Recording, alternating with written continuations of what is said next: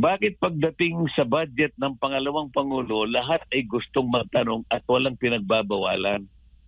Bakit ako nung nasa plenary na magtatanong ako doon sa kalakhan ng budget, ayaw naman nila ako magtanong? Hindi ka ba magtataka niyan? Pag ikaw ay magtatanong sa Vice President, lahat libre. Pero doon sa ibang parte, yung kalakhan ng kabuuang 6.325 trillion, magtatanong ako sa plenary, kinakailangan daw magpaalam ako sa majority leader? Saan ka nakakita ng regulasyon na ganun? Meron pa kaming regulasyon na ganun? Wala. Pagka ako magtatanong, ayaw nila. Pagka ang pagtatatanungin, opisina ng Vice President, lahat sila po pwede.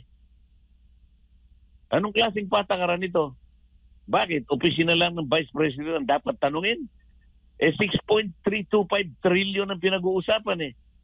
Doon ang gusto lang nilang tanungin, 125 million. Doon sila nakakonsentrate. Kong, sinabi po ng isang kongresista kasama po ninyo, hindi na po pinagkakaisahan. Nilinaw niya na hindi pinagkakaisahan ng House leadership si Vice President Sara Duterte. Ito po ba ay parehas ng inyong pananaw? Anong hindi pinagkakaisa? Lahat nga naglululundag na gusto. Ang gigigil na magtanong . Ang sinasabi ko sa kanila, anong itatanong ninyo ang magpapaliwanag pa nga lang sa COA, hindi nyo ba naintindihan kung anong nature ng notice of disallowance? Hindi pa naman hatol yan .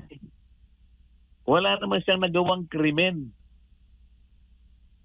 Ang COA nga wala siyang karapatan na mag-file ng administrative complaint sabi ng Korte Suprema .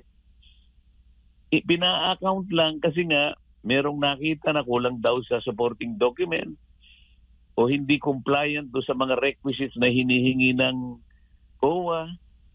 Para sa ganon ay mailabas lahat yung mga requirements.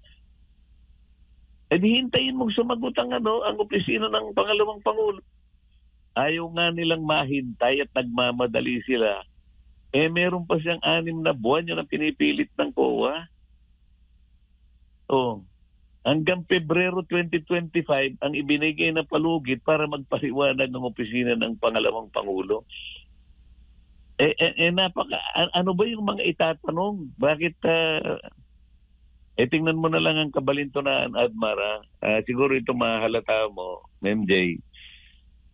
Bakit pagdating sa budget ng pangalawang Pangulo, lahat ay gustong magtanong at walang pinagbabawalan?